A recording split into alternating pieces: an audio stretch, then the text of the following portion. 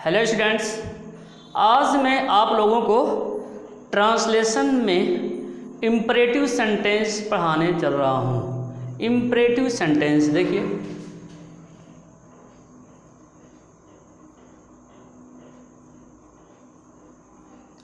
Imperative sentence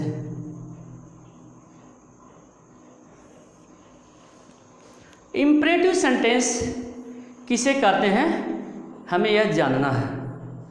ठीक है, तो इम्परेटिव सेंटेंस को हिंदी में कहा जाता है आज्ञा सूचक वाक्य। क्लियर? तो इससे ही पता चल गया होगा कि हम आपको क्या बताने चल रहे हैं या इस इम्परेटिव का क्या मतलब होगा। ठीक है, तो बताया कि इम्परेटिव मीन्स आज्ञा सूचक वाक्य, अर्थात ऐसे वाक्य जिससे आज्ञा, ऑर्डर या कमांड, प्रार्थना, रिक्वेस्ट या सलाह, एडवाइस का सेंस हो, ऐसे वाक्यों को हम इम्परेटिव सेंटेंस कहते हैं। क्लियर? इम्परेटिव सेंटेंस की सबसे बड़ी खासियत ये होती है कि इसका सब्जेक्ट हमेशा यू रहता है, जो अंडरस्टूड रहता है, जो न तो इंग्लिश में प्रयोग होता है न तो हिंदी में प्रयोग होता है। क्लियर? सबसे बड़ी विशेषता यह है कि इसका सब्जेक्ट यू छिपा रहता है, वह हिडन रहता है, वह अंडरस्टूड रहता है। पहली बात। दूसरी बात, जब इंग्लिश में अनुवाद करेंगे तो सर्वप्रथम वर्ब लगाएंगे और वह भी उसका फर्स्ट फॉर्म लगाएंगे। ठीक है?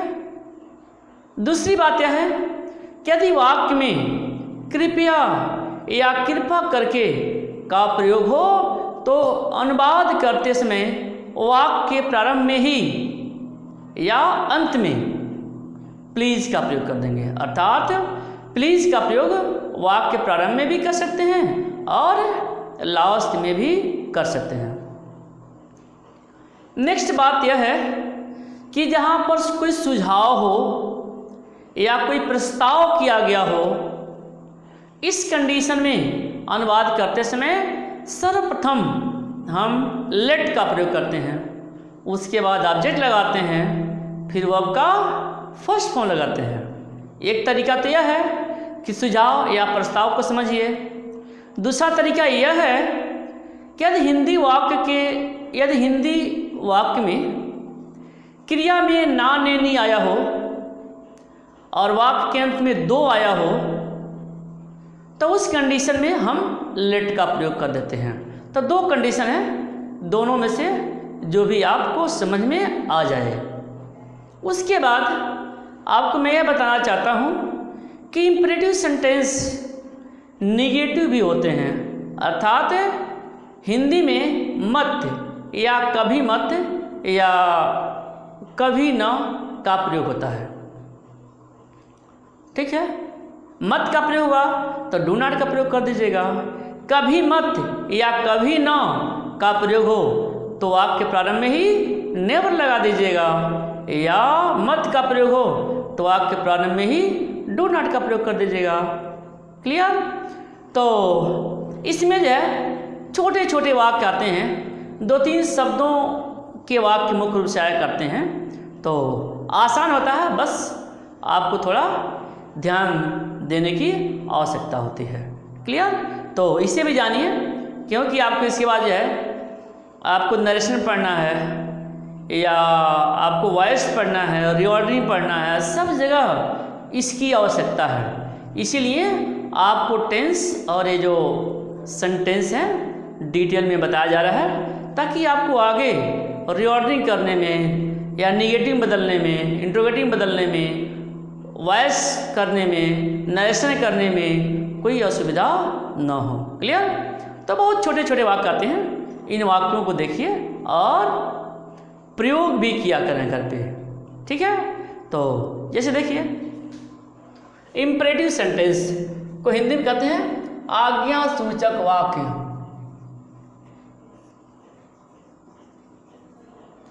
आज्ञा सूचक वाक्य। ठीक है, तो हमने बताया जो यू होता है वह छिपा रहता है। ठीक, उसके बाद बताया कि सब्जेक्ट जो है इसमें स्टार्टिंग, सेंटेंस की स्टार्टिंग जो है वर्ब से करते हैं। यदि प्लीज दिया है तो इसे वाक्य प्रारंभ में या बाद में कहीं भी लगा सकते हैं। यदि मत दिया गया है या कभी मत दिया गया है तो डू नॉट या नेवर का प्रयोग करते हैं। ठीक है, तो चलिए हम इसे सेंटेंस के माध्यम से आपको समझाते हैं। जैसे मान लीजिए आप कहते हैं कोई सेंटेंस कि दरवाज़ा खोलो या नौकर को बुलाओ। देखिए, दरवाज़ा खोलो, क्या कहेंगे? दरवाज़ा खोलो। हमने बताया है कि इंपरेटिव वाक्य में सर्वप्रथम वर्ब लगाइएगा। Open the door. ठीक है, या नौकर को बुलाओ।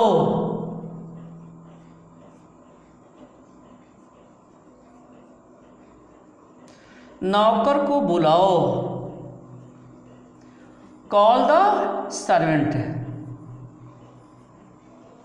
ठीक है, इंपरेटिव वाक्यों में ऐसे ही छोटे छोटे वाक्य आया करते हैं। ठीक है, अपने घर जाओ। अपने घर जाओ। Go your house. या अपने हाथ उठाओ।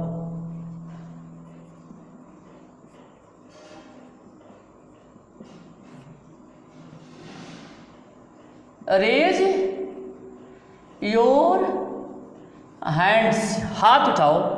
दोनों हाथ उठाना होगा तो हैंड्स बोलिएगा, एक हाथ उठाना होगा तो हैंड लिखिएगा।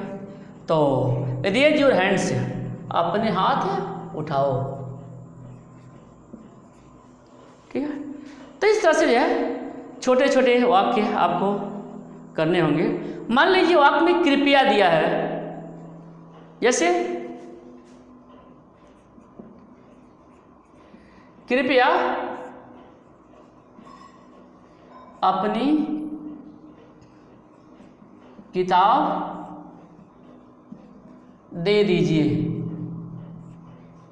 ठीक है, तो प्लीज गिव योर बुक। देखिए, जब प्लीज आ जाएगा तो प्लीज को वाक्य के प्रारंभ में कर सकते हैं, लास्ट में भी कर सकते हैं। प्लीज गिव योर बुक, कृपया अपनी किताब दे दीजिए, या गिव योर बुक प्लीज। ठीक है, और देखते हैं, कृपया मेरी सहायता कीजिए। ठीक है, बन जाएगा प्लीज हेल्प मी। कृपया मेरी सहायता कीजिए, प्लीज हेल्प मी। चलिए नेक्स्ट है, आपको सुझाव या प्रस्ताव वाले कुछ वाक्य बताते हैं। जैसे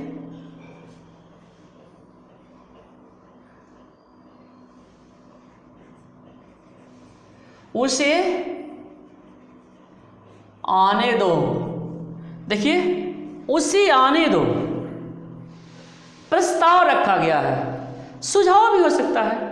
आने दो, पहला कंडीशन ये है, आप ऐसे समझिए, या आप ऐसे समझिए कि जब क्रिया में ना ने हो और अंत में दो हो, अच्छा दीजिए हो, तो उस कंडीशन में आप लेट का प्रयोग करेंगे। उन्हें बताया लेट लगाइएगा। तो उसे आने दो, लेट। लेट हो गया, उससे आने दो। और लेट के बाद आपको ऑब्जेक्ट लगाना है, क्योंकि यह मुख्य क्रिया यहीं पर हो गया, यही लेट, उसे आने दो। तो दो करिए लेट हो गया, फिर जब वर्ब हो गया तो आपको ऑब्जेक्ट लिखना है, तो हिम, लेट हिम, उसे आने दो, लेट हिम कम। देखिए, लेट हिम कम, उसे आने दो। यदि सामान्य सेंटेंस रहता, यानी इसके पहले लेट का प्रयोग नहीं रहता, तो हम टू लगा देते यहाँ पर, लेकिन लेट के बाद इन्फिनिटिव का प्रयोग नहीं करते हैं, टू का प्रयोग नहीं करते हैं, वह अंडरस्टूड होता है। क्लियर? चलिए,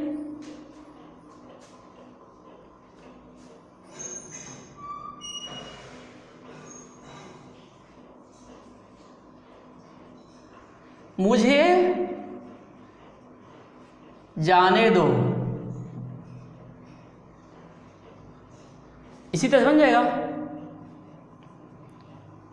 लेट मी गो। ठीक है, मुझे जाने दो, लेट मी गो। या आओ बाजार चलें, आओ का प्रयोग जब भी हो, आओ हम बाजार चलें, आओ बाजार चलें या आओ हम बाजार चलें, दोनों की अंग्रेजी एक ही होगी। आओ हम बाजार चलें,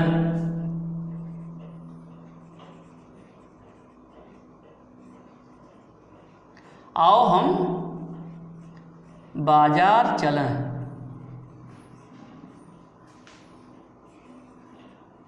let us go to market, let us go to market, आओ हम बाजार चलें। क्लियर? तो इस तरह से आपने सभी तरह के वाक्यों को देख लिया। छोटे छोटे वाक्य आते हैं इंपरेटिव वाक्यों में, इंपरेटिव सेंटेंस में छोटे छोटे वाक्य आते हैं, लेकिन बहुत ही आवश्यक भी होते हैं, क्योंकि जब भी हमको नरेशन करना होगा तो इनको जानना बहुत ही आवश्यक होगा, पहचानना पड़ेगा कि इंपरेटिव सेंटेंस क्या होता है, कैसे होता है। ठीक है, तो इंपरेटिव सेंटेंस आपने देखा। इंपरेटिव सेंटेंसेज में जैसा कि हमने आपको बताया, नेगेटिव भी हुआ करते हैं, यानी मत का प्रयोग होता है या न का प्रयोग होता है। ठीक, तो देखिए,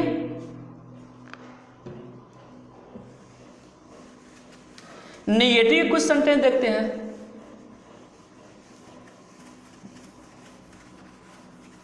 नेगेटिव जैसे उसे मत बुलाओ, उसे मत बुलाओ, निगेटिव हो गया। हमने बताया जब भी मत का प्रयोग किया गया हो तो डू नॉट का प्रयोग करिएगा, या शॉर्ट में डोंट का प्रयोग करिए। उसे मत बुलाओ, डू नॉट कॉल हिम, या डोंट कॉल हिम। बन गया आपका। डू नॉट कॉल हिम या डोंट कॉल हिम। दूसरा देखते हैं,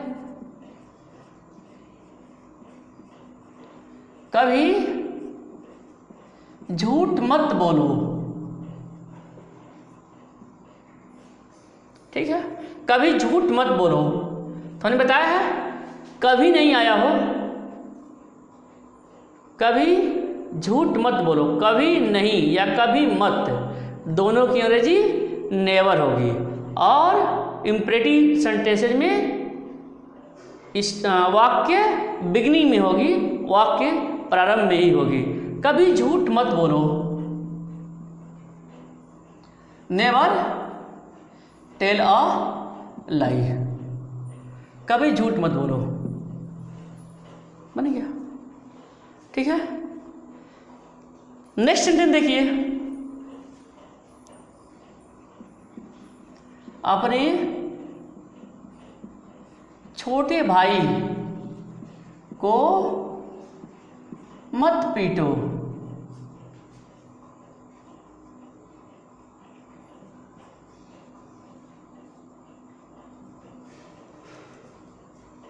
मत पीटो, मत।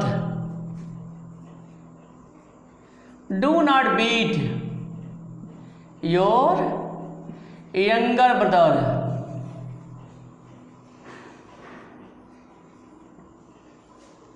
ठीक है, do not beat your younger brother, अपने छोटे भाई को मत पीटो।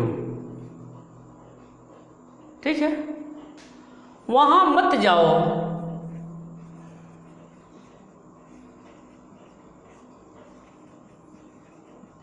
वहां मत जाओ। Don't go there. Don't go there या डू नॉट गो देयर, वहां मत जाओ।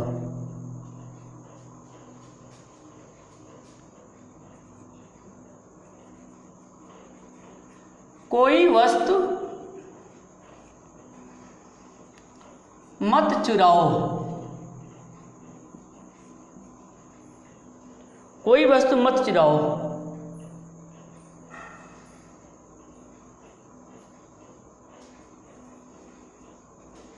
Don't buy anything. कोई वस्तु, कोई भी चीज मत चुराओ। चुराने क्या है जी, हमने बताया आपको। स्टील देखिए, चाहे रॉब लिखिए, डोंट स्टील एनीथिंग। कोई वस्तु मत चुराओ, डोंट स्टील एनीथिंग। ठीक है, तो और देखिए, कृपया ऐसे पत्र मत लिखिए।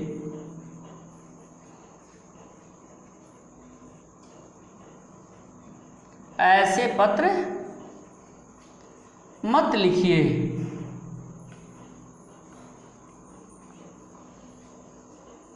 बन जाएगा। प्लीज, कृपया ऐसे पत्र मत लिखिए। Please don't write such letter.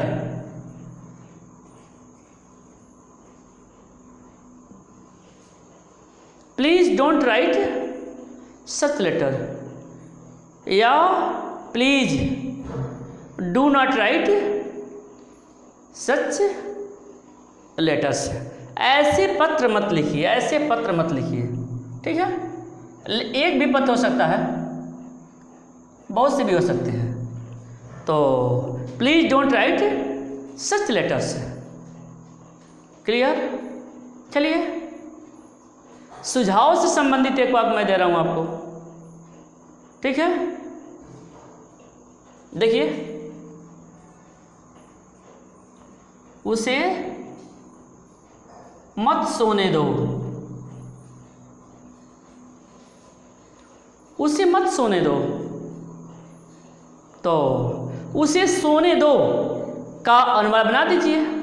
मत आया हो तो आपके प्रारंभ में ही डोंट लगा दीजिए या डू नॉट लगा दीजिए। ये ध्यान रखेंगे, सेंटेंस के माध्यम से इन सब बातों को आप सीखेंगे, जानेंगे। देखिए, उसे मत सोने दो, डोंट लेट हिम स्लीप। देख सकते हैं, सुझाव का सेंस आ रहा है या प्रस्ताव का सेंस आ रहा है। या तो आप इसे समझिए या दूसरी बात से समझिए कि क्रिया में ना नहीं होगा और अंत में दो का प्रयोग होगा। तो आप ऐसे भी समझ सकते हैं। तो इस तरह से आपको इम्परेटिव सेंटेंस बनाना है। छोटे छोटे वाक्य होते हैं लेकिन बहुत ही उपयोगी होते हैं। कोई भी व्यक्ति बोल सकता है, यदि वह कोशिश करे यदि थोड़ा बोलने का प्रयास करें घर में भी वह बोले शर्माए नहीं। क्लियर? तो आसानी से इन छोटे छोटे वाक्यों को वह बोल लेगा। एक बार मैं पुनः पूरे को थोड़ा शॉर्ट में बताना चाहता हूँ। इम्परेटिव सेंटेंस वह सेंटेंस होता है जिससे आज्ञा, प्रार्थना, सलाह, प्रस्ताव, सुझाव आदि का भाव स्पष्ट होता है। पहचान देख लिया आपने। अनुवाद करते समय सर्वप्रथम हम वर्ब का फर्स्ट फॉर्म लगाते हैं। नेक्स्ट कंडीशन यह है कि यदि वाक्य में कृपया या कृपा करके दिया है तो अनुवाद करते समय इसे वाक्य के प्रारंभ में लिखेंगे या फिर बाद में भी लिख सकते हैं। वाक्य के प्रारंभ में लिखेंगे तो प्लीज लिखेंगे, फिर उसके बाद वर्ब का फर्स्ट फॉर्म लगाएंगे। जहाँ पर सुझाव का सेंस हो, जहाँ पर प्रस्ताव हो, वहाँ पर हम लेट लगाएंगे सबसे पहले, उसके बाद ऑब्जेक्ट लगाएंगे, फिर वर्ब लगाएंगे, फिर जो भी आगे होगा लिखेंगे। ठीक है। यदि वाक्य नेगेटिव है अर्थात कभी मत दिया है तो अनुवाद करते समय वाक्य के प्रारंभ में ही डोंट का प्रयोग कर देंगे। जैसे मत दिया है तो डोंट का प्रयोग कर देंगे, कभी मत, कभी ना दिया है तो नेवर का प्रयोग कर देंगे। ओके।